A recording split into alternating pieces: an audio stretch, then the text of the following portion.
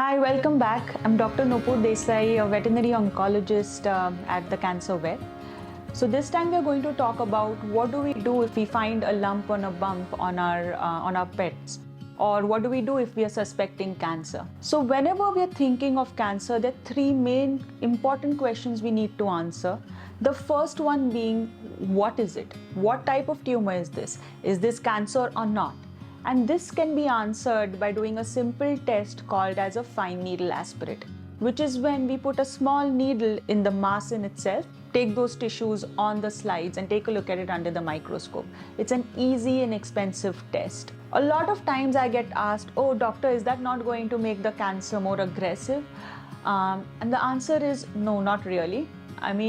There are few tumors where you might want to be a little careful, and mast cell tumors is the most common, where after a fine needle aspirate it can actually get inflamed. So what you're seeing is the inflammation around the tumor, not necessarily the tumor getting bigger. So if we are suspecting a mast cell tumor, what we do is we pre-treat with an antihistaminic or an anti-allergic to prevent this reaction from happening. The other tumor where we don't want to do this is a bladder tumor. But for all other tumors outside the body or inside the body, a fine needle aspirate is absolutely the first test. Because if we don't have a diagnosis, we cannot come up with a treatment plan. If we don't get a diagnostic sample on a fine needle aspirate, then the next step is to do a biopsy, where we put them under sedation and take a bigger chunk of the tissue.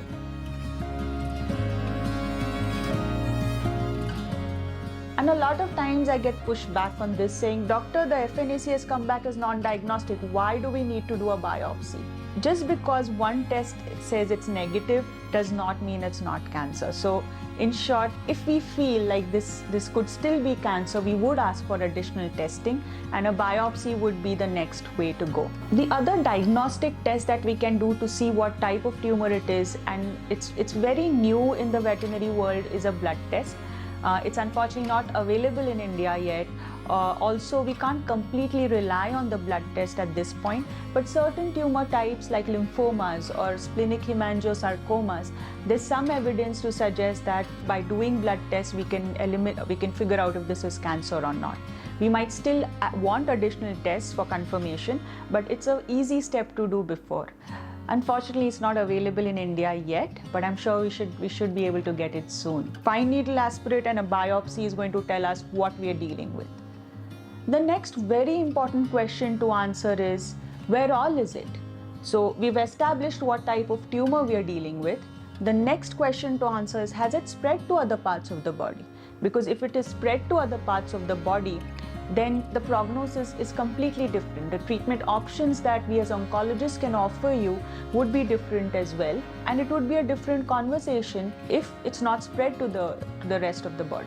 To find out where all it's spread, we would recommend tests like chest x-rays, abdominal sonography, a CT scan or an MRI to see if it's spread to any other parts of the body. If it's not spread to any other part of the body, then great. Then we move on to the next thing, is when we talk about the treatment options.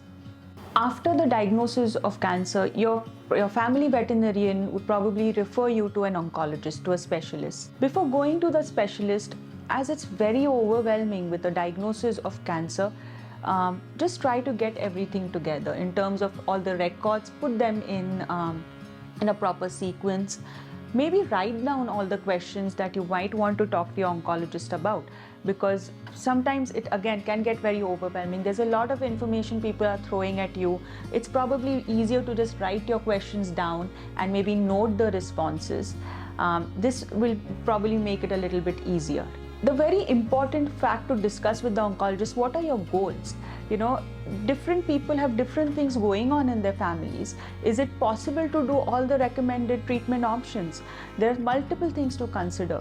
Where are you as a family? Will you be able to take your pet every week to a vet visit to do something as involved as a CHOP chemotherapy protocol for lymphoma? If that's not something that you can do as a family, then talk about the next best option. The oncologist is here to support you to make the best possible decision to ensure a good quality of life. Also remember, what may be right for one family may not be right for you. There are different ways of doing something, and there's no one right way of doing it. So don't feel guilty if you can't do everything possible. There are other factors to consider, like finances. Unfortunately, insurance is not widely available in India. Because of that, we are constrained with what all treatment options we can offer and what all treatment options we could do. If that is a concern, please discuss this with the oncologist. We can do multiple different things to come up with a strategy to help your pet. So think of all the questions you want to ask. Think of what your goals are. Ultimately, a good quality of life is of paramount importance, and we as oncologists strive to do that for our patients. So think of what a good quality of life for your pet is, and discuss all of this with the oncologist so that you can come up with the best possible plan that works for you and your family. The diagnosis of cancer, as well as thinking of all the treatment options, is quite emotionally draining. So please take the support of your family and friends to help you through this process. If required, talk to a therapist, where it is so important to take care of yourself before you can take care of your pet. So please talk to people around and ask for that support if you need it. There are also a lot of support groups online as well. And remember, we are here to support you through this journey too. In the next session, we'll talk about different treatment options available for cancer so that you can make a more informed decision about cancer treatment for your pets. Until next time, take care of your furry friends, and we'll see you soon.